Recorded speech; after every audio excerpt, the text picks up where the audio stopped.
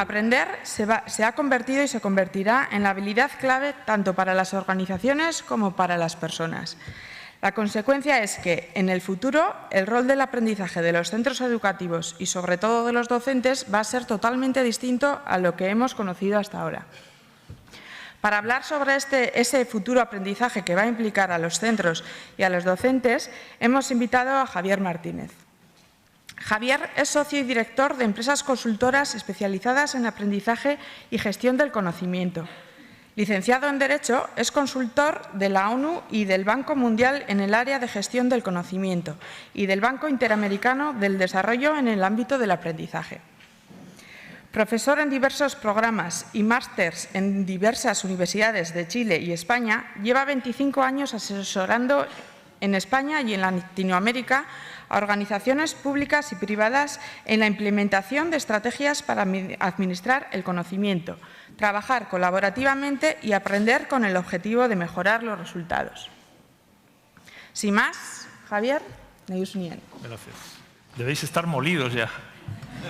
Esto de ser el postre es una putada siempre, porque ¿qué coños dices que no hayan dicho antes ya? La gente se quiere ir a su casa. Pachi, no sé si está, le tengo que agradecer a Begoña, porque es parte culpable aquí, de que yo esté aquí, y Pachi, que no sé por dónde anda. A ver, yo soy de cuando los niños, ¿os acordáis de cuando uno nacía, las fotos eran en blanco y negro? Yo soy de esa época. Y sospechosamente somos bastantes de esa generación aquí, cosa que me preocupa un poco, porque en una sesión que quiere hablar del futuro debería haber más gente joven de la que estamos aquí. Eso es un poco preocupante. Pero bueno, yo vivo, antes estaba pensando, yo paso la mitad de mi vida a 12.000 kilómetros de aquí, en una ciudad de 7 millones de habitantes llena de gente chiflada, y la otra mitad de mi vida en Donosti, donde viven 200.000 personas, la mayoría ya bastante viejitos, y a un ritmo distinto, hablando de cambio, que es parte de las cosas que vamos a hablar. Yo trabajo en una pequeña consultora que se llama Knowledge Works, que está en Santiago de Chile y en Donosti, y soy responsable de gestión de conocimiento. Que tenga insomnio y mucho tiempo libre, luego le cuento en qué consiste esto. Y soy parte de una red de especialistas a nivel internacional de gente pensando, que estoy con el gatillo rápido, respecto de qué tiene que ver el conocimiento con el mundo de las organizaciones y el aprendizaje. ¿Sí? Caray. Y bueno, una de las cosas que me toca hacer desde hace mucho tiempo es tratar de poner por escrito estas reflexiones y compartirlas, y me toca subirme de vez en cuando a escenarios a contar batallas. ¿Sí? Ahora, yo quiero empezar con 3 avisos para que luego nadie me acuse de que estoy siendo un traidor. Lo primero es que no me creáis, nada de lo que yo voy a decir aquí es verdad. Es mi opinión, es discutible, yo la defiendo ante el Papa y ante quien sea, pero es mi opinión y es mi experiencia. Lo segundo es que tiene que ver con lo que yo decía antes. Nada de lo que va a pasar acá está escrito en piedra, y voy a decir algunas cosas que posiblemente le van a incomodar a alguna gente. Entonces, yo desde el principio, ¿os acordáis cuando las películas subidas de tono aparecían los rombos en nuestra época? ¿Te avisan? Bueno, esto es lo que viene. Y de hecho me da vergüenza contaros lo que yo os voy a contar, porque es tan obvio que vais a decir, coño, para eso nos quedamos esta última hora de la tarde para escuchar a un tío contarnos lo que ya sabemos. Así que el que quiera y vea el magnífico día que hace en Bilbao. Y lo tercero es que no vais a aprender, pero esto lo sabéis mejor que yo. Yo hago clases, pero yo no soy profesor. Yo no voy a suponer que soy profesor. Yo hago clases, pero no estoy todo el día con alumnos.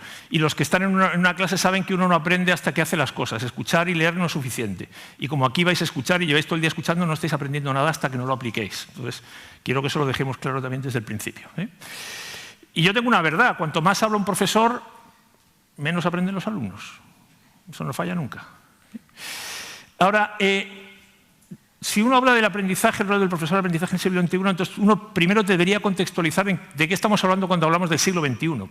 Y yo quiero hablar de una serie de tópicos muy por encima. Uno de ellos tiene que ver con el mundo del trabajo. Y esto, vosotros estáis aburridos de escuchar cómo va a cambiar o cómo supuestamente puede cambiar. ¿Y qué está pasando con el trabajo? Eso de tener un trabajo fijo para toda la vida ya es irreal. ¿Y cómo se están modificando las organizaciones respecto a las estructuras y los jefes y el tiempo? Yo hace mucho tiempo que creo que efectivamente el trabajo no es un lugar físico.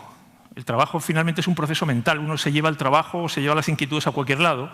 Y hay gente que incluso se pregunta, oye, ¿esto de trabajar? ¿A quién nos ha engañado con esto del trabajo? ¿Por qué hay que trabajar? ¿Hemos venido al mundo a trabajar? Pero bueno, finalmente todo este concepto quiero que lo aterricemos a algunas cosas de por qué venimos de donde venimos. El mundo está dirigido y dominado por ingenieros y por economistas. No es ni bueno ni malo, eso es otra discusión, pero es así. Yo me tomé la molestia de mirar cuántos de los ministros de Educación en España tenían algo que ver con la educación, sabían algo de educación. Ya os imagináis la respuesta. Hice lo mismo con los consejeros de Educación del Gobierno vasco de los últimos años, y os imagináis la respuesta también, ¿verdad? Parece que no es imprescindible saber de educación para luego tomar decisiones respecto al mundo de la educación, cosa que me sorprende. ¿Podrás subir el audio? ¿Conocéis a este hombre, a Harari? Voy a repetir el vídeo para que veáis lo que dice. Joder, macho, nunca había estado tan engrasado con él. A ver. At present, engineers, especially software engineers, are making more and more of the most important decisions in the world. Los ingenieros y sobre todo los ingenieros de software están tomando las principales decisiones en el mundo. Y en muchos países, en Latinoamérica esto es evidente, hemos idolatrado la capacidad que tienen los ingenieros. Dale a un ingeniero un problema, ponlo a los mandos de las cosas porque los ingenieros saben lo que hay que hacer y lo van a resolver, ¿verdad? Y claro, ¿qué es lo que pasa cuando la mayor parte de las personas que toman decisiones son hombres e ingenieros? Que uno puede hablar de hibridación, de innovación, pero cuando todos los modelos mentales tienen el mismo paradigma es muy difícil que te imagines escenarios distintos. Y en ese mundo estamos ahora. Ese mundo tiene una manera de ver la vida de una manera un poco particular. Diseñan organizaciones, no vamos a hacer ahora historia de las organizaciones, finalmente como máquinas. Y en ese mundo lo que prima es la eficiencia, es la rentabilidad. Esos son los valores contra los que hemos venido trabajando, ¿verdad? Y estos conceptos los sabéis, división del trabajo, la línea de montaje. Para ese mundo yo no necesito individuos ciudadanos, ni creativos, ni innovadores, ni pensamiento crítico, ni gaitas. Yo necesito gente obediente y productiva. Esa frase de no te pago por pensar. Alguien ha pensado lo que hay que hacer, tú ejecuta, ¿verdad? Bueno, y en ese mundo del que venimos y todavía estamos, esto de la innovación, del aprendizaje, del conocimiento, de la calidad, del género, esto no era tema. ¿Quién habla de género hace 5 años? Ni San Pedro hablaba de género hace 5 años, ¿verdad? Bueno, esas organizaciones fueron diseñadas para producir y no para aprender. El aprendizaje no formaba parte de los procesos. Nadie hablaba de aprendizaje. Este es el mundo en el siglo XVIII.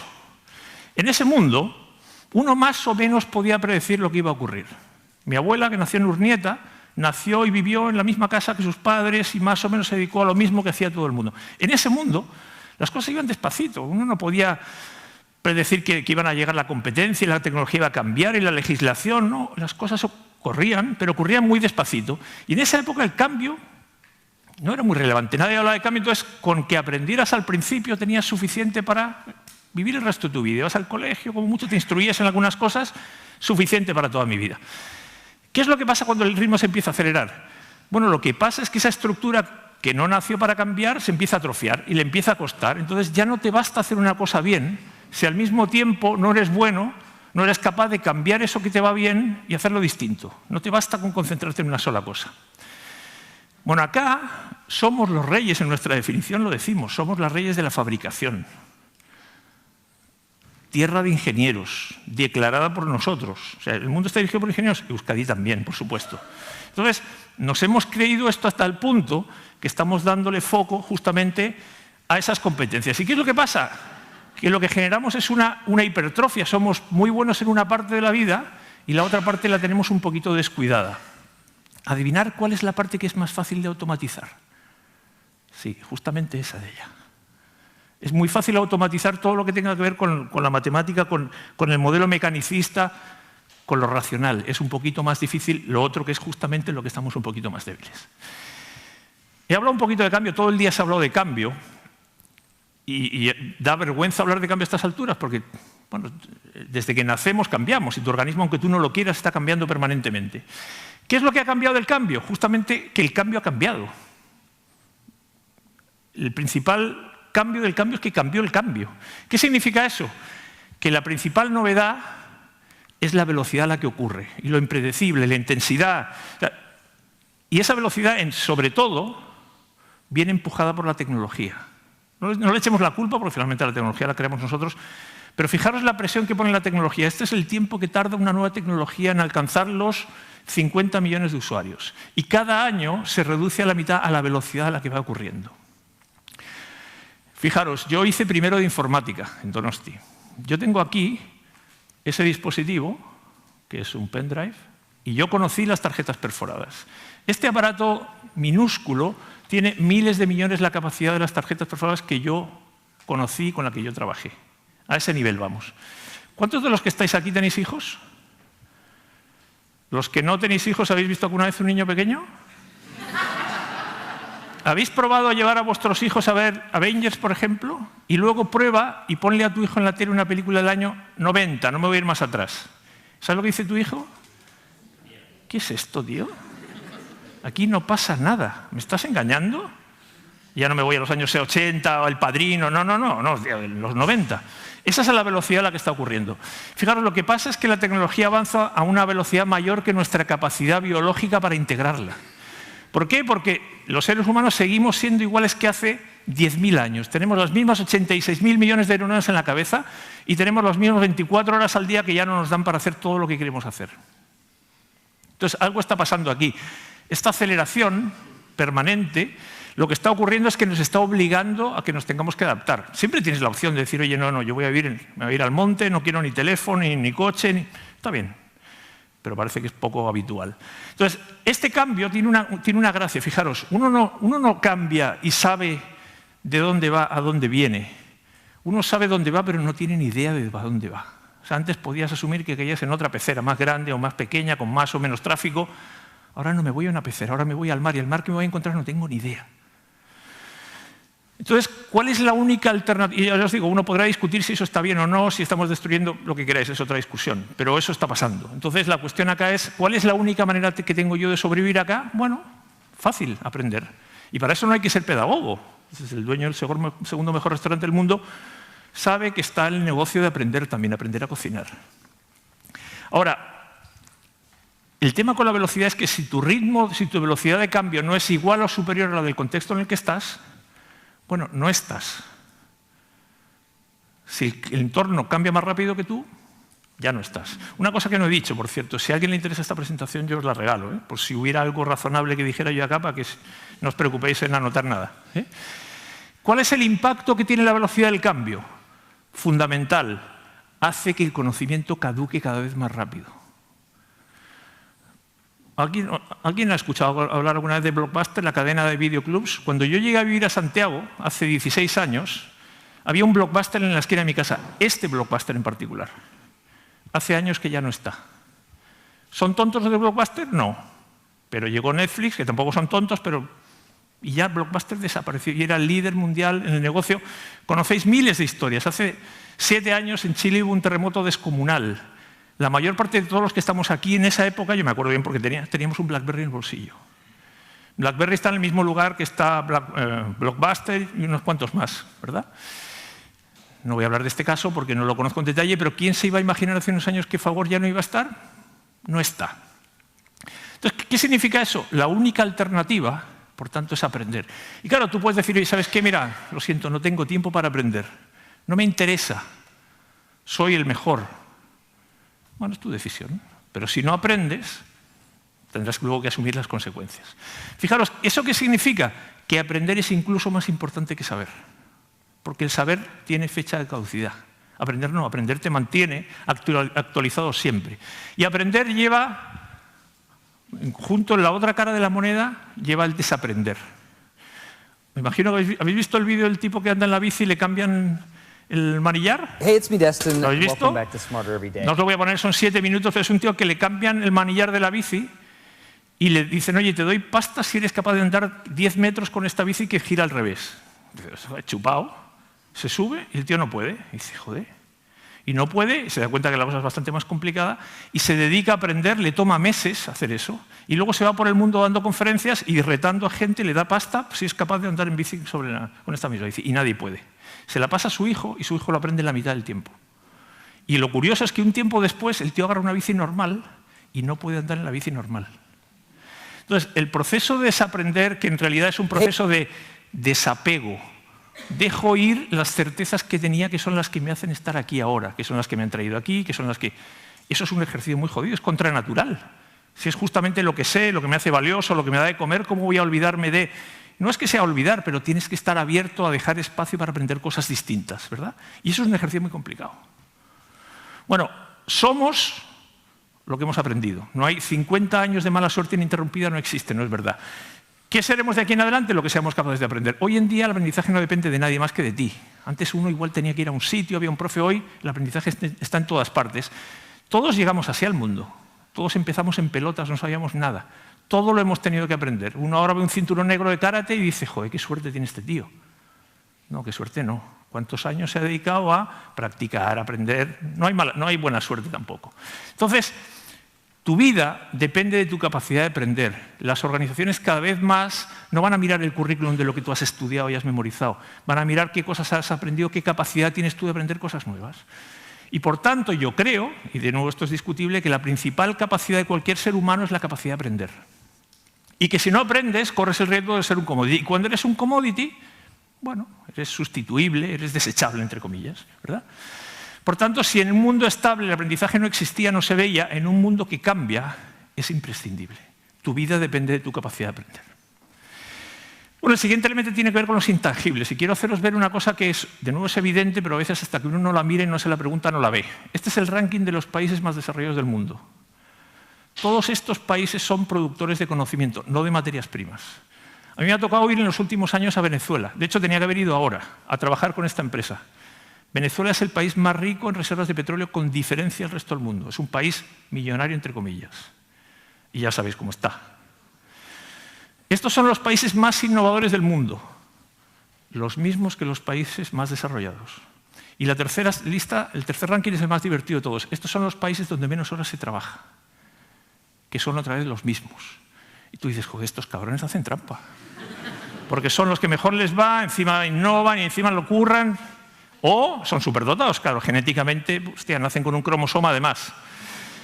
Fijaros la evolución del valor de las organizaciones en los años 70 y el valor de una organización hoy. En los años 70 valían por sus activos físicos, hoy en día valen por sus intangibles.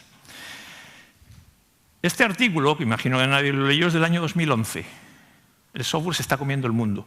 Mirad de nuevo la composición del ranking de las principales empresas en el año 2000, creo que es, y hoy. No hay ninguna de las que estaban en el año 2000 que están hoy y viceversa. Y todas estas empresas son empresas de intangibles. Ninguna de estas tiene ni hoteles, ni coches, no tiene nada físico. Tienen intangibles, han sido capaces de armar modelos de negocio distintos. Entonces uno dice, oye, ¿llegaron los intangibles? No, no llegaron, siempre estuvieron, nunca los vimos. ¿Os acordáis del Principito? Lo esencial es invisible a los ojos, ¿verdad? Entonces te aparece el presidente del Bayern de Múnich y dice, oye, cuesta más un jugador que construir un campo de fútbol, de hormigón, hoy en día, ¿verdad? Esta es mi amona, Aránzazu. Fijaros lo que me pasó una vez, yo vivía en Barcelona en esa época, y estaba en Donosti con el portátil en las rodillas, pasa mi abuela y me dice, oye, ¿qué estás haciendo? Y le digo, estoy trabajando. Y me dice, ah, vosotros trabajáis con la cabeza. Yo ni caso, y al cabo de un rato digo, coño, claro. Para mi mona, si no estoy haciendo algo si no estoy sudando, ¿cómo coño cómo voy a estar trabajando? Yo estoy haciendo cualquier cosa. Es evidente, para ella el trabajo tiene que ser físico, se tiene que ver. Si yo os pregunto a vosotros, oye, ¿me podéis mostrar, no decirme, mostrarme vuestro trabajo, algún artefacto de vuestro trabajo, ¿qué me podéis enseñar? Cuando tú llegas a casa, papá, ¿qué haces? ¿Me puedes...? Hostia, ¿cómo te cuento lo que hago? Bueno, si yo os pregunto en qué negocio estáis, vosotros estáis en el negocio del conocimiento, todos los que están en la educación. El otro día estaba en Sevilla con una empresa de aguas. Y yo les decía, ¿vosotros os dedicáis a abastecer agua potable? Ese es vuestro negocio. Esta mañana está con Nortegas aquí en Bilbao, con la gente del gas. ¿O estáis en el negocio que produce como resultado agua que tienen los clientes y en medio lo que gestionáis es un montón de conocimiento sofisticado que tu cliente no ve ni tiene por qué ver, pero que tiene como resultado agua? Y es muy distinto que tú te veas como una cosa como otra. Fijaros qué pasaría mañana si la gente de Ulma se va a trabajar a Orbea, si los de la Caja Laboral se van a Eroski, si empezamos a intercambiar a la gente de esas empresas y les mandamos cada uno para otra empresa. Ninguna de estas empresas funciona mañana. No es que las dejemos sin gente, es que movemos el conocimiento del lugar, si mandamos a la gente de la Universidad a Orbea, mañana nos sale una bici de allá, si mandamos a la gente de Orbea a Eroski, mañana es un despelote lo que pasa en los supermercados, etcétera, etcétera. Entonces, no es que sean las personas lo más importante, es el conocimiento que tienen las personas. Entonces, al final, todos los que estamos acá, todos en general, trabajamos con conocimiento. Esa es la materia prima que manipulamos, no tenemos otra. Y eso, claro, lo convertimos en productos o servicios que luego los entregamos a alguien que nos los paga, ¿verdad? Entonces, todos estamos en el negocio del conocimiento, de diseñar, de entregar, de evaluar, como uno quiera. Y por eso todos vendemos, entre comillas, conocimiento. Y eso es un cambio gigante, porque pasamos a un mundo de neuronas, cuando venimos de un mundo de átomos. Y el mundo de átomos es el mundo industrial de lo que siempre se ha podido ver, tocar, de los activos físicos. El mundo en el que estamos, la sociedad del conocimiento, tiene que ver con las neuronas. ¿Sí? Fijaros, esta es una estadística del tiempo que se tarda en producir un Big Mac según la ciudad en la que estés. La misma hamburguesa, la misma empresa, pero milagrosamente en Tokio se tarda casi 3 veces menos que en Madrid, en Santiago y en Nueva Delhi. Prepárate a esperar un buen rato cuando pidas un Big Mac en Nueva Delhi. ¿Qué pasa? ¿Los japoneses también son superdotados y nacen para hacer hamburguesas? Aparentemente no. Tiene que ver de nuevo la misma empresa, el mismo producto, la manera en la que utilizas las neuronas. ¿Vamos bien? ¿Seguro? Yo tengo un detector de cuando me están engañando, aparte de que crece la nariz. Okay. Un par de cosas de tecnología, porque ya sabéis mucho de esto. Todas estas palabras seguro que las habéis escuchado. Y a algunos le producen un poquito escalofríos. Todo esto, la tecnología siempre es conocimiento. Es algo que antes no sabíamos, que lo convertimos en una herramienta, ¿verdad? ¿Y para qué vamos a hablar de automatización, de robots, de inteligencia artificial? Esto viene, pero quiero ver cuál es la relación que tiene esto con la educación. Fijaros, evidentemente todo va a pasar, todo va a cambiar, y ya está cambiando el hecho de que las máquinas, la automatización es como hacer que las máquinas tengan el conocimiento que tienen las personas. Ahora, cuando eso pasaba en trabajo que no queremos hacer, cojonudo, yo no quiero hacer esto, que lo haga una máquina. Pero claro, uno dice, oye, espérate, pero esto no solamente es trabajo repetitivo, rutinario, especializado. No, es que estos tíos también empiezan a publicar libros, esto salió ayer en El País, empiezan a pintar, y bueno, ya sabemos lo que pasa con los médicos y con lo que pasa con los conductores. Y no solamente eso, ya no hay que programar las máquinas para que hagan lo que queramos, es que las máquinas aprenden cosas ellas solitas, por lo cual ni siquiera hay que hacer el esfuerzo de enseñarles porque ellas solas aprenden, ¿verdad? Esto es lo que se nos viene. Y uno dice, oye, ¿esto como educadores nos afectará o no? Bueno, coño, ¿y qué pasa cuando hay un profesor que es robot? Hostia, ¿qué pasa si mi trabajo está en riesgo porque ya hay mecanismos para que los niños, los jóvenes aprendan, ¿verdad? Sabemos que la tecnología va a tener un impacto, está por decir cómo, uno lo puede mirar desde el punto de vista positivo, negativo, pero fijaros, quiero contaros una cosa que me pasó, es bien interesante porque esta es la primera vez en la historia que las máquinas amenazan con sustituir nuestro cerebro. Hasta ahora sustituían nuestras extremidades físicas. Y yo creo que deberíamos estar felices de eso, y perdonad ser que estoy en Bilbao, pero ¿por qué deberíamos estar felices? Porque justamente nos empujan a hacer trabajo intelectual, que el trabajo jodido lo hagan otros, deberíamos estar felices, coño, que hagan lo que yo no quiero hacer. Pero fijaros, a mí me pasó una cosa, yo no sé de casi nada, yo no sé nada de casi todo, pero tengo mucha suerte al final.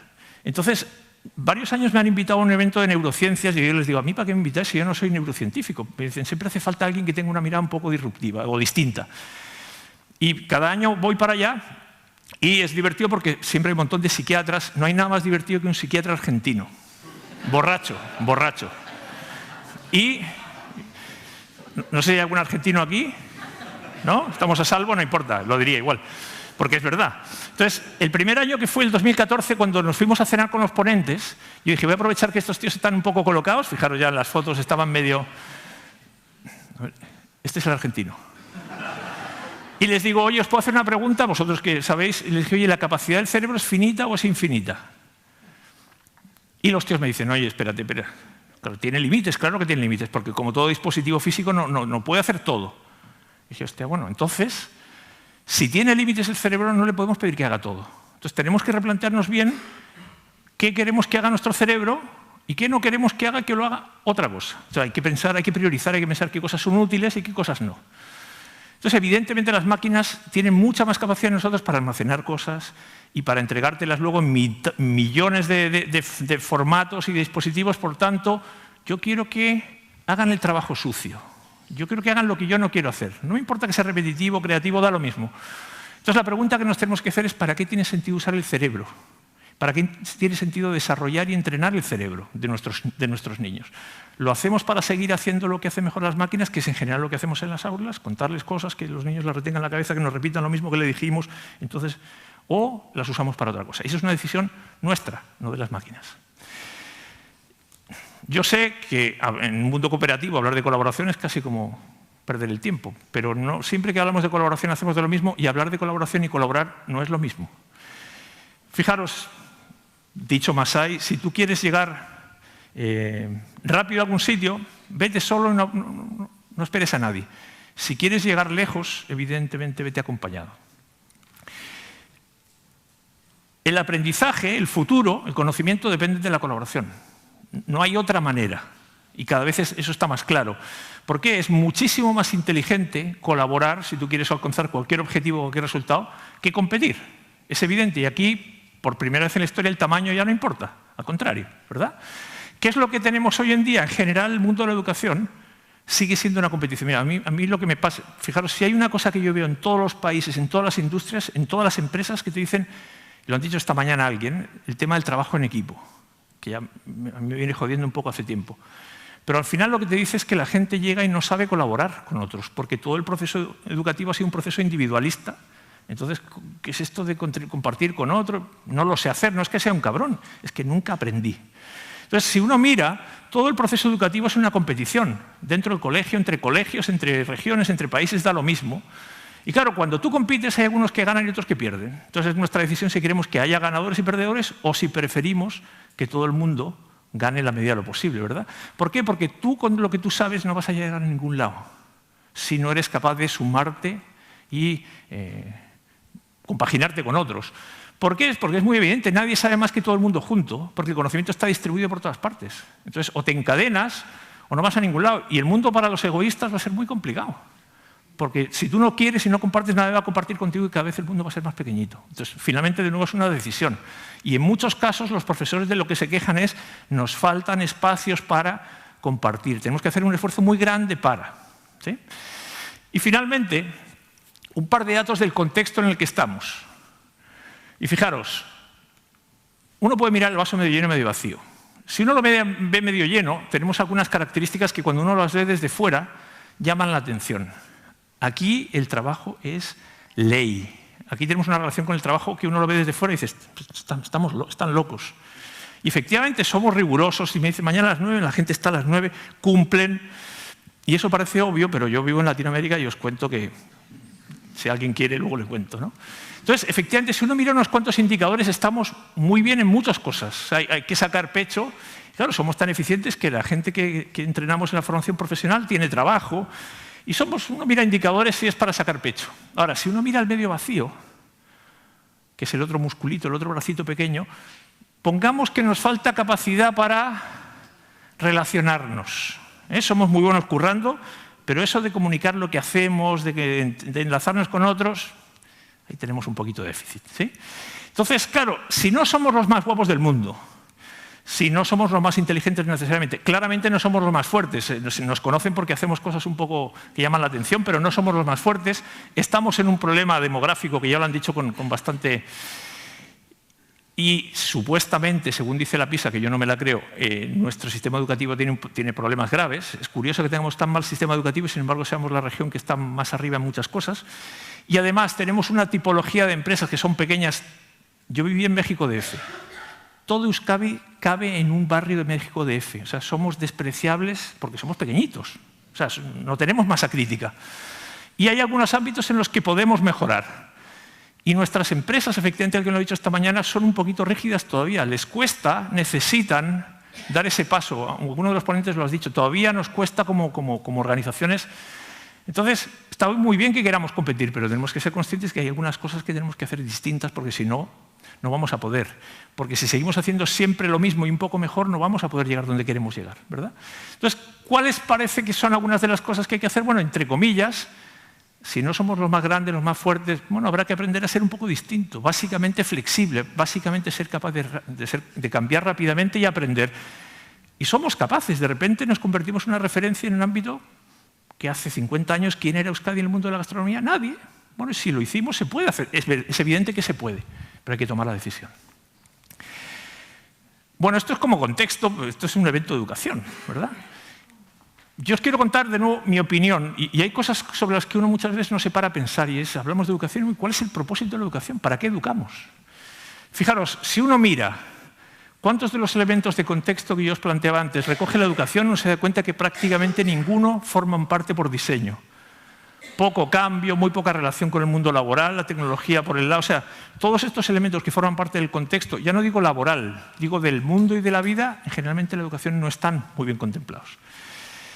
Entonces, uno dice, ¿alguien podrá creer que el diseño del modelo educativo se va a mantener haciéndole mejoras? Difícil. Fijaros, ¿cuál es el objetivo de la educación? Yo me tomé la molestia de mirar el Estatuto de Guernica. No hay ni una referencia a la palabra educación, ni una. Luego lo miré en la Constitución Española y hay un artículo. Ni una referencia. Esa es la importancia que tiene la educación en ese momento. Y es el estatuto que rige. Ahora, todavía más básico. ¿Qué entendemos por educación? Yo os aseguro que si ahora tuviéramos un par de horitas y hacemos un taller, yo os pido por favor que que pongáis por escrito vuestra definición de educación. Y si aquí estamos 60 personas, tenemos 60 definiciones distintas. No os voy a decir lo mío, o sea, bueno, la mía es muy simple, pero fijaros, tomemos lo que decía alguien más o menos considerado que sabía de algo. Es hacer cosas nuevas, no necesariamente repetir lo que han hecho los anteriores, y además, el pensamiento crítico a mí también ya hace años que me hace un poco de ruido, pero gente que sea capaz de discutir o de dudar, por lo menos. Entonces, para mí la educación es algo muy simple, son cosas que te pasan, experiencias que tienes y te acuerdas. Porque si no te acuerdas, no fuiste educado. Yo estudié Derecho, igual que Koldo, en la misma facultad, en la misma generación. Yo no me acuerdo de nada de lo que estudié. Me hacen cualquier examen de la facultad de Derecho de primero a quinto y no lo apruebo ni de coña. Por tanto, yo puedo tener un título que dice que estudié Derecho y es una broma, es mentira, porque yo no sé nada de Derecho. ¿Cuántos de los que estáis aquí resolveríais esta integral? Entonces uno dice, coño, vosotros os regalaron también el título, porque si no lo recuerdas, no lo aprendiste, lo memorizaste para resolver o para hacer un examen y se borró. Eso no es educación. Y por tanto, de hecho, y esto también en Latinoamérica es clarísimo, saber mucho de números no te hace más inteligente, te hace que sepas mucho de números y ya está. No es ninguna capacidad extraterrestre. La educación tiene que ver con enseñarte a aprender. Ojalá que tú seas autónomo y ojalá que tú seas capaz de seguir aprendiendo toda tu vida las cosas que a ti te interesan, como pasa siempre. Entonces, la pregunta que uno se hace es ¿para qué educamos a los jóvenes? Y podemos discutir lo que decía antes Gamo, de si yo quiero o no quiero que esto sea una preparación. Es discutible, tiene su punto, pero sí o sí las personas a las que educamos luego van a tener que sobrevivir y mantenerse de alguna manera. Y nos guste o no nos guste, van a tener que llegar a un mundo que eso sí, podemos hacer que sea ojalá lo más acogedor posible, pero este es el mundo que les va a tocar.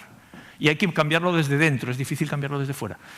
Bueno, lo que uno esperaría del proceso educativo es que te entregue herramientas para luego funcionar en el mundo y en la vida, a todos los niveles, ¿verdad?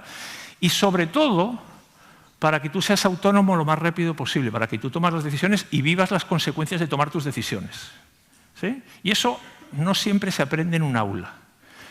Entonces, claro, si durante todo el tiempo tú les dices a ellos lo que tienen que aprender, cómo lo tienen que aprender, cómo te lo tienen que demostrar y tienen poco espacio para ser autónomos, cuando llegan y tienen que tomar decisiones no saben cómo tomarlas, no porque sean unos ineptos, sino porque nunca les permitimos que tuvieran que hacer todo ese proceso, ¿verdad? Les damos la comida y no les enseñamos a cocinar.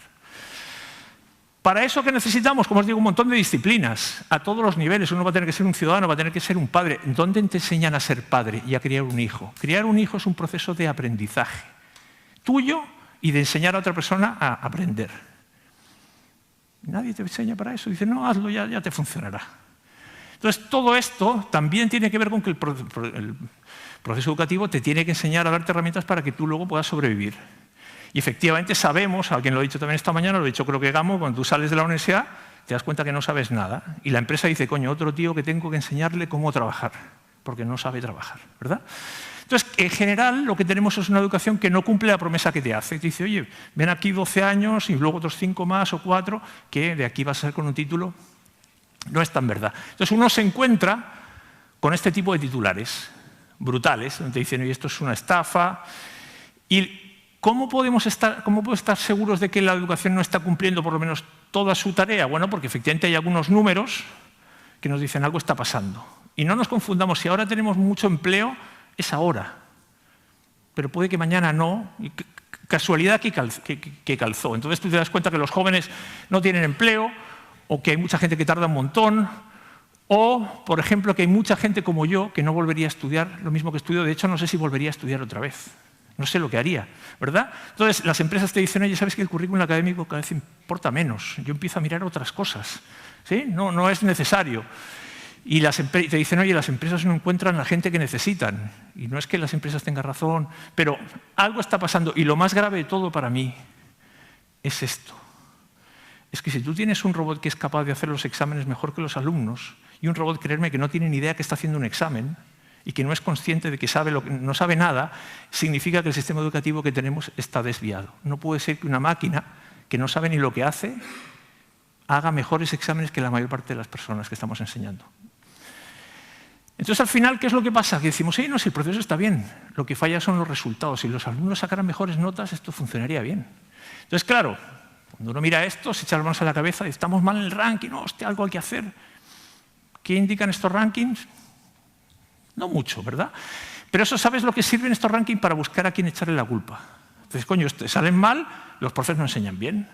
Entonces, la culpa es de los profes o de los alumnos, que no estudian. Entonces dices, hostia, hallar la X... Hostia, pues, ¿y no está la X ahí? Sí que está. Entonces, la cuestión es, ¿está mal la respuesta o está mal la pregunta? O a este tío le tengo que dar otra alternativa, otra nota, y decir, coño, a este tío, pues también, es verdad.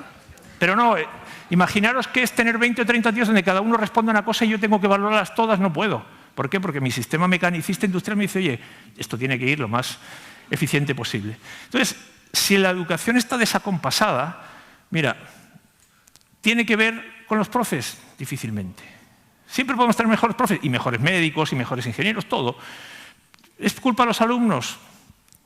No es culpa tampoco, de hecho, no creo que sea fácil de medir, pero yo creo que tenemos las mejores generaciones de la historia y cada generación siempre va siendo la mejor de la historia. Y no es una cuestión de infraestructura, nunca hemos tenido más, y nunca es cuestión de tecnología, nunca hemos tenido la tecnología que hemos tenido. Tiene que ver con el modelo que tenemos. Es una cuestión de mirarlo por arriba, no mirar los componentes.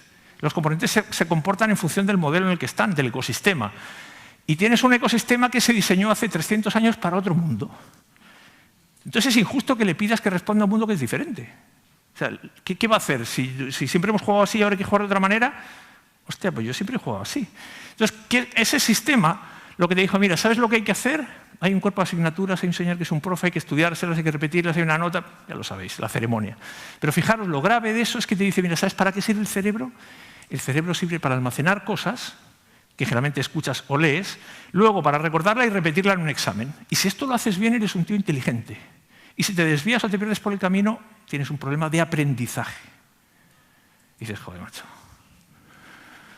Estamos menospreciando la capacidad del cerebro si le pedimos que haga eso, que nunca ha sido muy útil y ahora mucho menos. ¿Por qué? Porque tenemos dispositivos donde todo está actualizado en miles de formatos. ¿Para qué me quiero acordarme el número de teléfono? Hostia, si no me acuerdo ni de mi número de teléfono, ¿para qué? Quiero usar mi cerebro para cosas un poquito más atractivas. Entonces, finalmente, el aprendizaje, que es un proceso natural, lo convertimos en algo artificial, que si ir a una clase, escuchar a un profesor, entonces, ¿cómo hostias vas a estar 8 horas escuchando? Si es que no se puede, si es antinatural. Fijaros, esta noticia a mí me sacó de mis casillas. Cuando lo vi, yo soy joven ahora y os juro que me hierve la sangre. El talento escasea. ¿Cómo que el talento escasea? No me jodas. ¿Qué pasa? ¿Que tenemos gente tonta ahora? Tenemos un montón de gente. Lo que hay que decir es qué es el talento. Talento hay como siempre. Lo que no habrá es gente, no nos hemos dado la molestia de enseñarle a gente a cosas útiles si lo que queremos es que sean empleables. Pero no le podemos echar la culpa otra vez a la gente. ¿Por qué? Las empresas necesitan, no hay gente, la culpa es... No, coño, si las empresas necesitan y hay que proveerlas, entonces enseñémosle, porque si les enseñamos lo van a aprender igual o mejor que nosotros. No puede ser culpa de... De nuevo, hay un culpable fácil al que echarle todo encima. Entonces, cuando yo vi esto, dije, no me jodas, macho, o sea, otra vez la culpa es que no tenemos talento. Bueno, en fin. ¿Qué cosas creo yo que uno debería modificar si realmente quiere que el aprendizaje sea parte de nuestra cultura? Y de nuestra cultura es desde que nacemos hasta que nos vamos. Muy fácil. ¿Qué enseñamos, cómo enseñamos y cuándo enseñamos? ¿Qué enseñamos? Es evidente, esto lo ponía yo antes. Los profesores creemos que los alumnos quieren enseñar lo que nosotros les queremos aprender. Y eso es mentira. Y eso es mentira en la vida completa. Las personas queremos aprender lo que a nosotros nos interesa aprender. Fijaros, no solamente lo que queremos, sino además cuando nosotros hemos decidido, ¿sabes qué? Que a las 9 lengua. ¿Te interesa? No, da lo mismo si te interesa o no te interesa. A las 9, lengua. ¿Sí? Entonces, claro, de nuevo, el aprendizaje ocurre cuando alguien quiere aprender, no cuando alguien quiere enseñar. Y no nos hemos enterado de eso todavía. Es que a mí me va bien que ahora sea de las... Pues te hará muy bien, pero no te va a funcionar. ¿Sí? Fijaros, una pregunta que jamás o que muy raramente nos hacemos es ¿qué será importante aprender? ¿Y por qué eso y no otra cosa? Yo soy bastante preguntón. Yo hace unos años, yo suelo escribir un artículo todos los meses y de vez en cuando pregunto a la gente. Y es un problema preguntar porque la gente te responde. Entonces luego hay que procesar todo eso y devolvérselo. Y yo pregunté hace varios años a un montón de gente en varios países ¿qué te gustaría que tu hijo dominara, supiera de verdad cuando terminara su educación escolar? Fijaros lo que me respondieron. Curiosamente es lo que aparecía el de Vizcaya Talent, es el que hacía, fijaros, y esto es de hace varios años atrás. Trabajo en equipo, sagrado trabajo en equipo, inglés, que aparecía también antes, autoestima, proactividad. Entonces tú dices, hostia, a ver, ¿dónde está la álgebra? No está. Dice, joder, se habrán equivocado. Física, a ver si la física... Busca las asignaturas del colegio y no las vas a encontrar. Entonces tú dices, bueno, está bien, estos ciudadanos de a pie, pero gente que lleva un recorrido en la vida y que se da cuenta de qué cosas te van a hacer falta luego en la vida para funcionar. Entonces no puede haber tanta diferencia entre lo que las personas sabemos que necesitamos y lo que estamos enseñando. Porque lo otro es, mira, cuando salgas arréglatelas como puedas y ya aprenderás esto como tú puedas. No puede ser. Sí nos ponemos de acuerdo en que estos elementos son importantes. Y luego ya veremos la manera en la que las enseñamos. Entonces ya sabemos qué es lo que hoy en día los estudios nos dicen. Sí, las habilidades blandas, transversales, exactamente esto. Y esto lo sabemos desde hace un montón de tiempo. No es que ahora alguien ha venido con las tablas de la ley y nos ha dicho, oye, esto es lo que hay que aprender. Entonces, en la vida no importa memorizar respuestas. Para eso se lo pregunta Google. En la vida lo que importa es hacer cosas. A ti no te pagan por lo que sabes. A nadie le hacen un examen todos los meses y dicen, a ver, ¿cómo te ha ido el examen este mes? Ah, coño, pues tu sueldo va a ser un poco mejor este mes. ¿Te ha ido mal? Ah, hay que estudiar. No, ya no estudias. Eso de estudiar ya no existe. Los exámenes ya no existen. Los exámenes son los proyectos que haces, los clientes que tienes. Entonces, importa hacer, no saber, hacer. Entonces, cuando tú preguntas a la gente si tu objetivo es qué tienen que saber, las respuestas siempre son contenidos. Y eso son asignaturas. Si la pregunta es qué tienen que saber hacer, las respuestas son siempre actividades. Haz. Aprender haciendo, que decía esta mañana Gamo. Para mí no es al final, para mí eso es el principio. Entonces la pregunta es, hostia, ¿y por qué hay que estudiar? ¿Os acordáis cuando estábamos en el cole? No puedo quedar con mis amigos porque tengo que estudiar. Estudiar y luego no te acuerdas de nada. Bueno, este señor, por poner un ejemplo, le fue tan bien por todo lo que estudió. Yo creo que aprender merece la pena. Estudiar es una cosa distinta. Estudiar te puede llevar a aprender, puede ser un componente. ¿Sí? Pero fijaros, si tenemos que repensar en qué estamos enseñando, porque sabemos que el mundo va a ser un poco distinto, la manera en la que enseñamos, esto también lo habéis escuchado un montón de veces, tú no puedes enseñar si no sabes cómo se aprende. Y tampoco puedes enseñar aquello que no sabes hacer. ¿Sí? Entonces, si tú antes no lo has hecho, es muy difícil que tú logres que otros aprendan a hacer cosas que tú ni siquiera sabes cómo se hacen. Es un pequeño contrasentido, ¿verdad? Y esto sigue siendo ley en muchos casos. Este es el rol mío, este es el rol tuyo. Ahora, fijaros, a mí me tocó ser juez en algunos eventos y en algunos concursos relacionados con el aprendizaje y tú entras en un aula y en 3 minutos puedes saber lo que está pasando. Dime cómo enseñas y te diré cómo crees que aprende la gente. Si tú entras en un aula y te encuentras a un profesor que está hablando y los alumnos que están escuchando, tú crees que la gente aprende escuchando. ¿Eh? Yo creo que el modelo suele ser ese. Si yo sé, tú no sabes, yo te explico, entonces el que hace el trabajo, el 95% es el profesor y los demás escuchan y claro, así es. Y esto lo sabemos desde tiempos inmemoriales. Y hay una pregunta previa que uno se tiene que hacer. ¿Para qué aprende una persona? En general, aprendemos para alcanzar un objetivo que nos importa a nosotros, no a mi profesor, no a mi padre, no a mi jefe, a nosotros. Y cuando ves tú los objetivos que tienes para aprender en el colegio o universidad, generalmente no son objetivos tuyos. Por eso lo que hablan de la curiosidad, la motivación, es muy difícil cuando no nace de ti. Fijaros, Este es un niño al que queremos enseñar a gatear. Y lo que le ponemos es un juguete que hace ruido y que al niño le despierta la suficiente atención como para que quiera moverse y se quiera desplazar a buscarlo. Al final, nos voy a poner toda la secuencia, el niño aprende, desarrolla sus capacidades. ¿Por qué? Porque está buscando un objetivo que le llama la atención. Y esto es básico en el ser humano. Hay algo que te interesa, que te gusta, y tú desarrollas. Y aprender para ti es invisible, es una herramienta para conseguir un objetivo. Entonces, ¿qué es lo que hace falta para aprender? Bueno, lo primero y lo más jodido es un aprendedor motivado. ¿Puede uno motivarlo desde fuera? Puede, pero es muy jodido. Ahora, ¿las personas están motivadas? Están motivadas. Hay que descubrirlo, hay que darse un esfuerzo para eso. Cuando uno tiene eso, que eso es bastante complicado, claro, hace falta alguien que sea capaz de diseñar lo que hablaba esta mañana Gamo. El juego sí, pero coño, pero el juego hay que inventárselo y hay que desarrollarlo. Y los juegos están pensados para divertirse, no necesariamente para aprender. Uno tiene que modificar el juego para convertirlo en una herramienta de aprendizaje. El juego de por sí es entretenimiento. Y con eso, y ojalá algún experto, que puede ser la misma persona, uno diseña un proceso de aprendizaje. ¿Os gusta el cine? Ustedes no estáis muy convencidos, ¿eh? ¿Sí? ¿Os acordáis de esta película? Esta es una película de cómo diseñar un proceso de aprendizaje elaborada por Hollywood o por quien sea, o sea, ni siquiera saben de educación, pero que os presento al aprendedor motivado. Lo acaban de hacer Rey, tiene que dar discursos, tartamudo, Segunda Guerra Mundial, hostia, me interesa aprender a dar discursos, porque, ¿verdad? Y os presento al diseñador, que es el tipo que dice, mira, no te voy a decir cómo hay que hablar, te voy a diseñar ejercicios y te vas a equivocar y ojalá te equivoques, pero te jodes que te equivoques y te fastidia aunque seas Rey, porque tienes que aprender, ¿verdad? Obvio, ¿cómo aprendemos? Lo primero, haciéndolo. De nuevo, lo sabemos hace siglos y lo sabéis mejor que yo. Y de hecho yo creo que si tú no haces una cosa distinta. Te informas, lo que tú quieras, pero si el aprender no incluye aplicar lo que estás aprendiendo, no es aprender. Esto apareció el otro día en El País. Hoy en día tenemos la tecnología que nos permite practicar cosas que antes eran muy difíciles. Sin tecnología había muchas limitaciones. Hoy tenemos el mejor mundo posible comparado con lo que hacíamos antes. Segundo, aprendemos con otros y de otros, en colaboración. Es mucho más eficiente aprender junto con otros. Y lo tercero, aprendemos de los errores. No directamente del error, de la reflexión que produce el error para intentar entender por qué me equivoqué y corregirlo para la próxima vez. Y los errores en general son un tabú.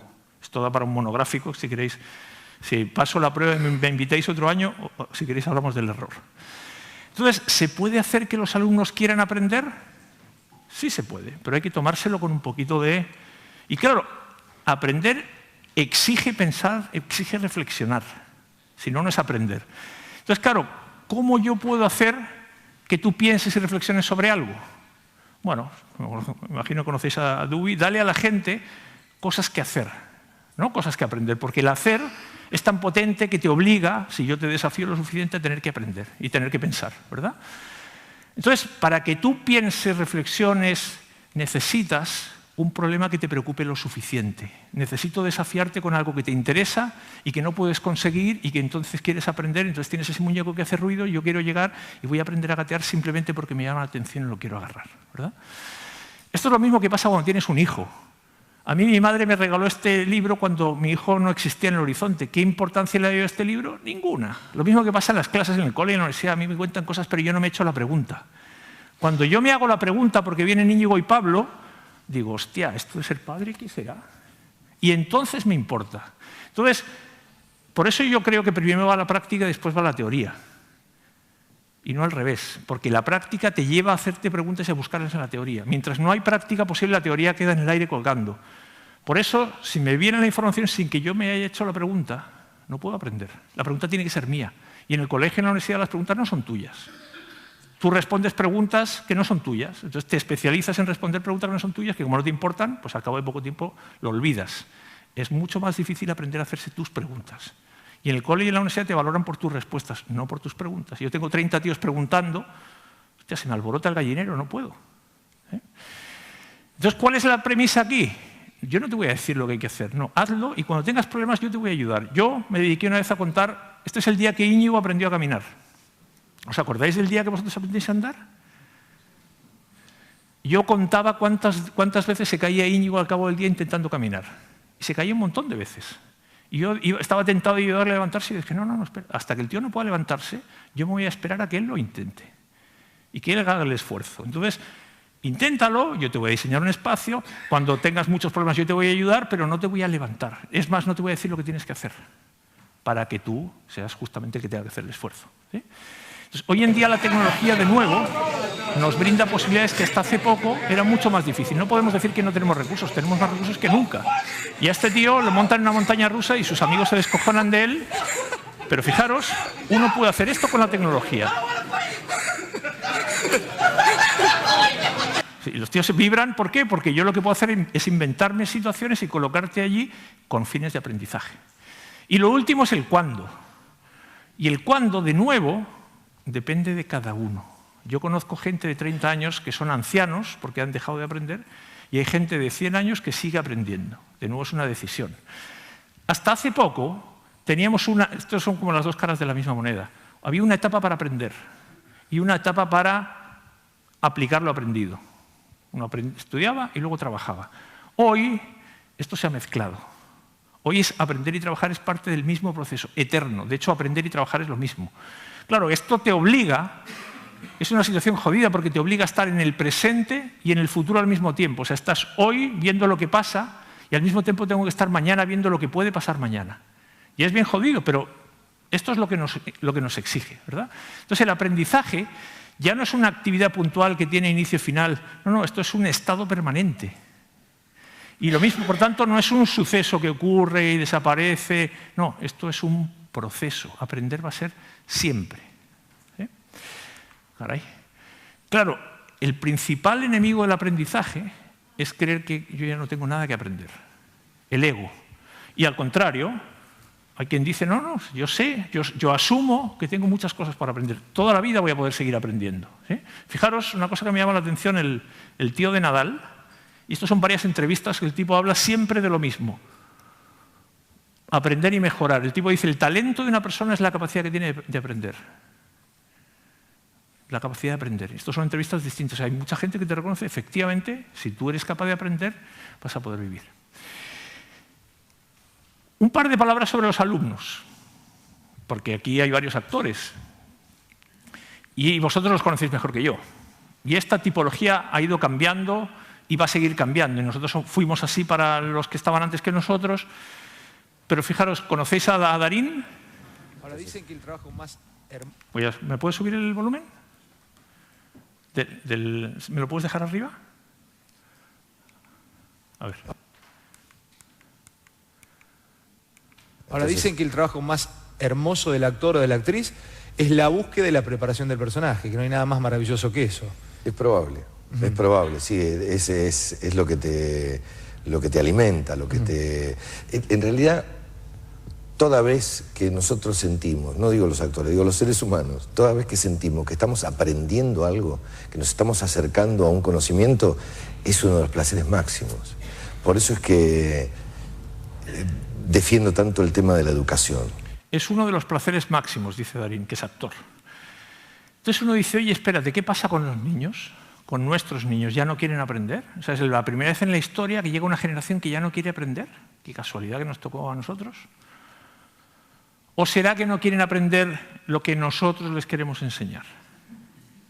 Que es distinto. Entonces no me voy a meter en esto porque esto da para mucho, pero ¿qué es lo que uno ve? Y esto no lo ve solamente en el aula, lo ve en casa. Mira, tú antes, ¿cuántos de los que estáis aquí hicisteis la mili? Ya sé que estoy hablando de cosas que ya son... ¿Quién hizo la mili? Hostia. Qué recuerdos, ¿eh? Bueno, en la mili yo estuve en la Academia de Infantería en Toledo, o sea, el sumum. Se comía cuando ya no me acuerdo quién era, decía que se comía y se terminaba de comer cuando no sé quién decía que se terminaba de comer. Y si habías terminado o no, te jodías, daba lo mismo. En tu casa, cuando nosotros éramos pequeños, tú no decidías lo que se iba a comer, se comía. Tú pide una pizza ahora en tu casa y tienes que negociar con todo Dios la pizza que vas a pedir. Porque antes... a ese nivel. Entonces, estos tíos, ya podemos decir, si nos gusta, lo mismo. Estos esperan otra cosa.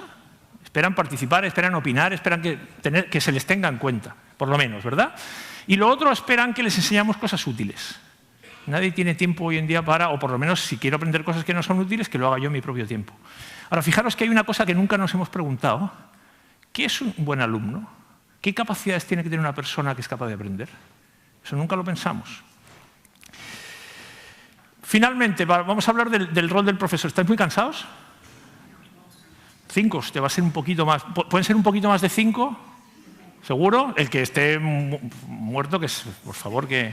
Fijaros, al final, esto parece un chiste de Forges, pero como siempre los chistes llevan un pozo gigante de realidad. Al final, un profesor hace millones de cosas que no tienen que ver con lo que supuestamente tiene que hacer un profesor. Al final es psicólogo y es de todo, ¿verdad? Y bueno, esto ya lo sabéis vosotros, yo creo que no hay ningún trabajo que sea más importante por la responsabilidad que ello conlleva, porque tú estás desarrollando seres humanos y esto no es un proceso sistematizable, claro, lo puedes sistematizar si tú quieres, pero esto es un arte que no me funciona igual con todo el mundo ni casi con cada uno, ¿verdad? Fijaros, hace unos años, en el 2007, hace 12 años, a mí se me ocurrió preguntar a unos cuantos jóvenes que estaban estudiando quién de ellos, qué querían ser de mayores, o sea, cuando terminaran. Y ni Dios me dijo que quería ser profesor. Y yo dije, hostia, ¿qué pasaría en el mundo si nadie quisiera de repente, lo mismo que aquí no queremos tener hijos ya? ¿Qué pasa si nadie quiere ser profesor? Y bueno, mira, el otro día, hace poco aparecía también, hay muy poca gente que vea la educación como una profesión atractiva, ¿verdad? Entonces, claro, uno mira las razones y efectivamente el panorama en cuanto al, si quieres ser millonario, no seas profesor. El apoyo, la vocación, o sea, uno se da cuenta que el panorama no invita mucho. Los medios de comunicación generalmente no están bien evaluados, mucha de la gente supuestamente no sabe, los sueldos, lo que hablábamos antes. Entonces, la percepción social, ¿os acordáis que antes en los pueblos el profesor junto con el médico, el cura, que ya vemos que está... Había una serie de profesiones que uno decía, estos tíos son intocables. Bueno, hoy en día, en la mayor parte de los casos, a los profesores se les evalúa en función de los resultados de las notas que sacan los alumnos. Esa es la manera de evaluar a un profesor, ¿verdad? Y de hecho, en muchos países, yo vivo en un país, la mitad de mi tiempo en Chile, que es neoliberal a tope, entonces lo que se está buscando es justamente pagar a los profes en función de las notas de los alumnos, o sea, ya vinculémoslo de manera directa. Y para los alumnos, si a un alumno le pregunta cómo ve a un profesor es un obstáculo. Es lo que se interfiere entre mí y el resto, y mi vida y mi libertad. Es un tío que decide sobre mi futuro. Entonces uno dice, oye, espérate, ¿el rol de los profesores va a ser cada vez menos importante de aquí en adelante? Y por tanto, cada vez les tiramos más. Fijaros, yo creo que no. No tengo ninguna capacidad de predecir el futuro, pero yo creo que no. Por una razón muy simple. Aprender es el proceso que crea conocimiento. No hay nada más importante en este mundo que el conocimiento. El proceso de producción de conocimiento se llama aprendizaje. Por tanto, dominar el proceso de producción de conocimiento que se llama aprendizaje es un rol fundamental. Entonces, en esta sociedad de conocimiento del aprendizaje, las personas que tengan capacidad de hacer que las organizaciones y las personas aprendan van a tener un rol fundamental seguro. Ahora, no va a poder seguir siendo el mismo. Algunas cosas que hay que cambiar son evidentes, lo decíamos antes. Yo no me quiero especializar en aquello que las máquinas hacen mejor que nosotros. Por tanto, hay que desarrollar otras habilidades que además son las que sabemos que más impacto tienen en la vida de las personas. Y por aquí hay un espacio gigante. Claro, esto no se enseña como se enseña una asignatura, ¿verdad? Por ejemplo, ayudarle a la gente a hacerse preguntas. Por ejemplo, y esto parece básico, ayudar a la gente a escuchar o a observar. Por ejemplo, si el rol de desarrollar el aprendizaje es el más importante, entonces ojalá que tú seas capaz de instalar en las personas el bichito de aprender. Da lo mismo el qué, pero que las instales no el miedo de aprender, sino las ganas y el hambre por aprender. Y entre comillas, yo creo que hay un rol fundamental que es justamente el de retroalimentar, el de ayudarte a aprender, el que te des cuenta de las cosas que haces, cómo las haces, por qué las haces. No indicarte el camino, sino ayudarte a reflexionar. ¿Sí? Bueno, y hay mucha gente que reconoce que hay profesores que tuvo en su vida que le marcaron y le impactaron el resto de su vida. O sea, un profesor efectivamente puede impactar en la vida de las personas. Lo segundo que yo creo es que para que tú eduques a otros deberías tener una cierta experiencia de vida. Y esto es histórico. O sea, en el ser humano históricamente las personas mayores eran las que más tiempo dedicaban a los jóvenes porque eran justamente las que más experiencias tenían. Y al contrario, si eres un profesor novel, que es lo que domina son asignaturas, lo único que vas a poder hacer y transmitir son asignaturas. Yo creo que aquí lo importante de nuevo son las experiencias de vida que yo puedo transmitir. Lo tercero es que si la educación realmente creemos y el aprendizaje que es un tema medular para el futuro de un país o de una sociedad, entonces toda la sociedad tiene que participar en el proceso, no solamente los profesores. Los profesores lo viven todos los días, pero el resto de la sociedad debería participar en el proceso de aprendizaje y debería tener un rol y todos deberíamos contribuir si de verdad nos creemos que esto es importante. Fijaros, estas son estadísticas que yo saco, en este caso, de los periódicos. En Chile, estos son los sueldos según las asignaturas. Los mayores sueldos siempre las tienen las ingenierías. Los peores sueldos siempre los tienen las carreras de educación. O sea, de nuevo, el mensaje es, si quieres malvivir en este mundo, estudia algo que tenga que ver con la educación. Entonces, si de verdad nos creemos que la educación es importante, entonces tenemos que atribuirle este rango. No hay que hacerse millonario, no, pero tiene que tener el estatus, la responsabilidad, la compensación, la relevancia que le tenemos que dar. O si no, no nos lo creemos. Estamos diciendo una cosa y con la otra mano estamos haciendo la contraria. ¿Sí? Y hoy en día lo que te dice el mundo es, mira, tío, te va a ir mejor pegando patadas a un balón que aprendiendo cosas. Entonces, ¿qué hace la gente? Se va a pegar patadas a un balón, porque además es más divertido. Ahora, esto de nuevo nos lleva al tema de qué es un profesor, y que es una pregunta que yo me hice también hace 10 años. ¿Qué será un buen profesor? Yo creo, y lo he dicho antes, creo que ha sido Gamo, yo creo que el rol de un profesor no es enseñar, es lograr que las personas aprendan, que es muchísimo más complejo, ¿verdad? Y entre comillas, yo creo que, y alguien lo ha dicho también, creo que ha sido el de Vizcaya Talent, es hacer un vínculo, hacer un match, un link entre lo que a las personas les interesa y lo que queremos que aprendan. Y con cada uno es una cosa distinta. A mi hijo Íñigo hubo una época que le encantaba el fútbol y yo quería que leyera.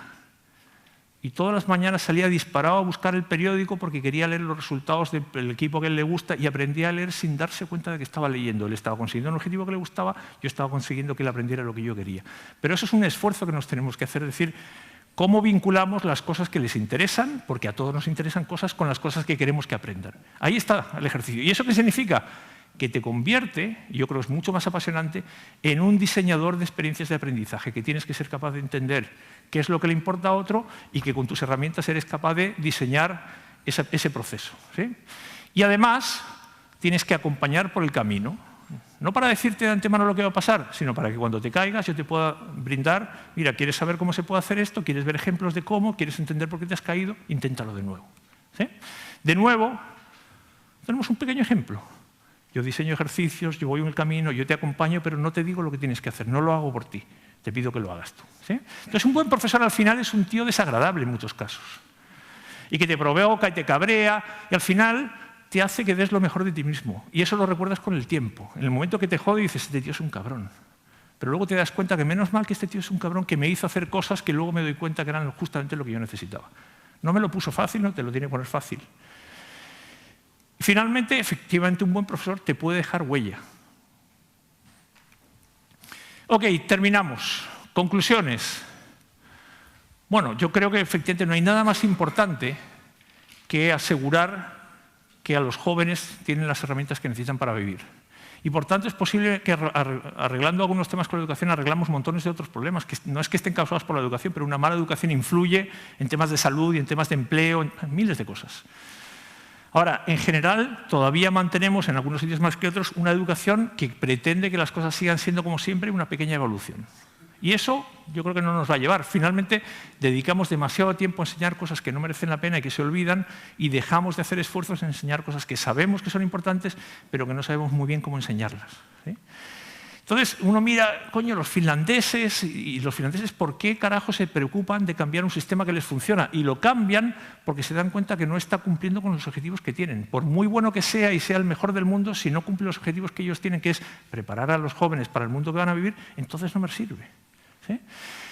Yo creo que no hay nada más importante que aprender. Hay cosas igual de importantes que aprender. Si tú no comes, te mueres, si tú no duermes, te mueres, pero si tú no aprendes, te mueres también, a ese nivel.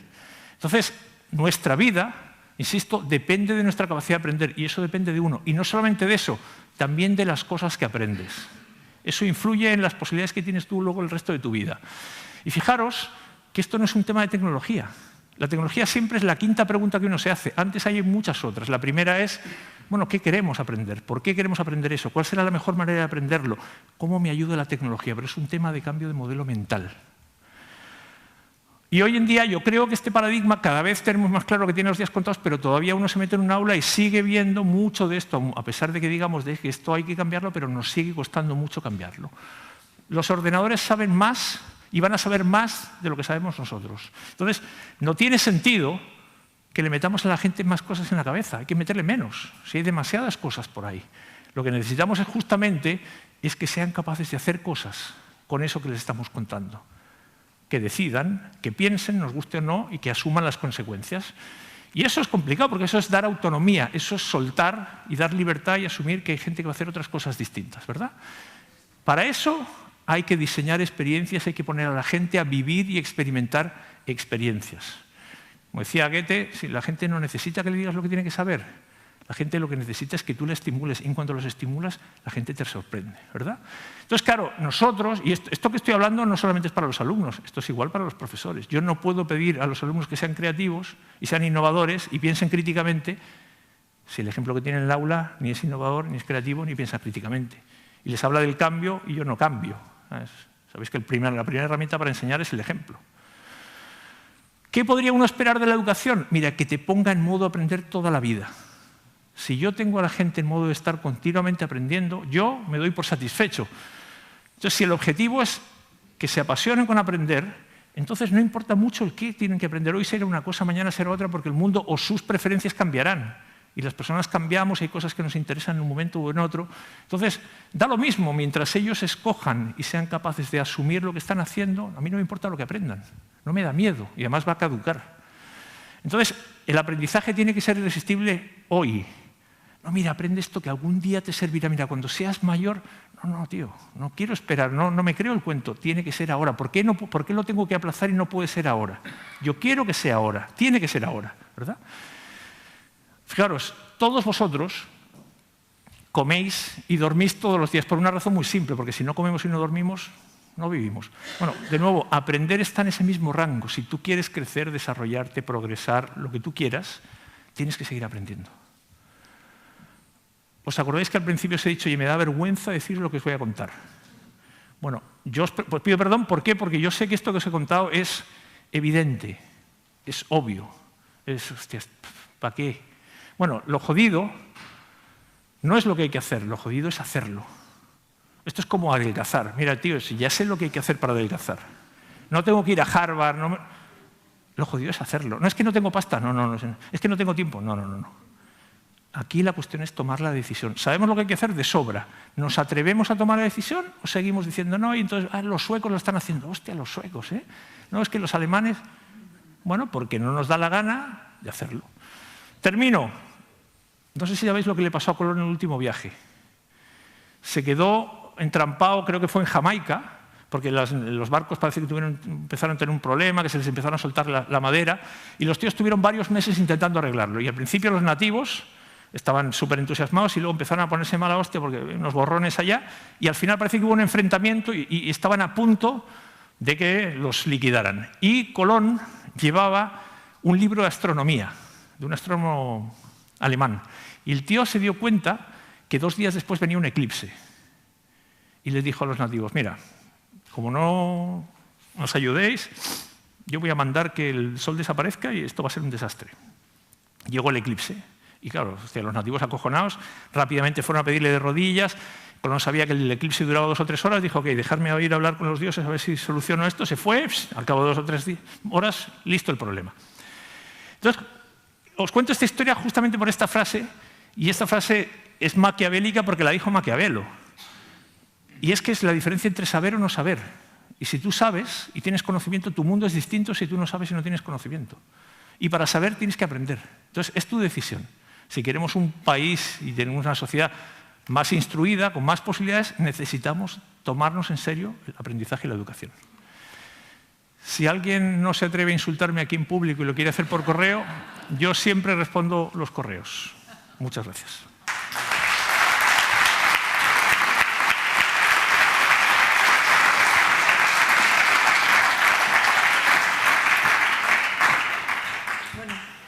Galderak itxeko momentu aldu da, ez dakite galderaren badaukazuen, edo argi gelditzu dan, bai? ¿Estamos listos? ¿Estamos listos? Súper. ¿Queda todo muy claro? Ahí. He sido muy claro. Muy bien, pues yo sí que te voy a hacer una. Yo sí que tengo genial. una preparada, ¿vale? Ya para terminar. Sí que me gustaría, sí que lo has comentado, pero que nos darías las características o las claves del perfil del profesor, muy brevemente, con 3 características para hacer frente a este cambio que nos viene dentro de todo este proceso de renovación. ¿Cuánto tiempo tengo para pensar? 3 palabras. No, es que yo creo que el perfil de un profesor, yo no me lo imagino muy distinto del perfil de cualquier persona profesional. Yo te diría, cuando yo he hecho una pregunta relativamente parecida, y yo he preguntado a varias personas cuál es la cualidad que más valoran de las personas que trabajan con ellos. Y para mi sorpresa, todos me han dicho lo mismo, con diferentes palabras. Y se llama actitud. Me han dicho, mira, dame gente que quiera. Si no sabe, no importa, yo le enseño, pero yo necesito gente que quiera. Entonces, yo creo que en general, y el mundo de la educación, yo creo que si tú no tienes vocación, vas a sufrir. Y antes yo creo que lo decía también Gamo, lo de los tóxicos. Yo creo que el mundo es muy distinto cuando tú te involucras con algo que te interesa, y además que eso es algo que no puede venir provocado por fuera, tiene que ser algo que a ti te nace. Entonces yo por eso lo que quiero es que mis hijos vean la mayor parte de cosas que puedan para que detecten aquello que les interesa y luego se encaucen. Entonces yo te diría que actitud junto con curiosidad. Yo creo que la capacidad de fijarse en las cosas que te llamen la atención y por tanto de luego caminar sin tener miedo, y ese es otro tema, hace la diferencia, porque la curiosidad te empuja, tú le pones energía a las cosas que te llaman la atención, entonces te lanzas para adelante y te encuentras con problemas, pero no importa, cuando te caes te levantas. Entonces yo esa mezcla de actitud y curiosidad me parece que son las llaves que te permiten avanzar hacia cualquier dirección y llegar hasta donde uno se lo propone al final. Yo te diría que eso. Ya sé que no es muy científico ni muy sofisticado, pero después de años de vida, cuando uno ve qué personas al final están en paz consigo mismo, en cuanto que han hecho las cosas que les han interesado, yo creo que es gente que ha sido capaz de encontrar cosas que le interesan y ha puesto de su parte lo que necesitaban y han llegado donde querían llegar. Yo te diría eso. A mí, Esker. No, gracias a ti. Esker, gracias. Gracias.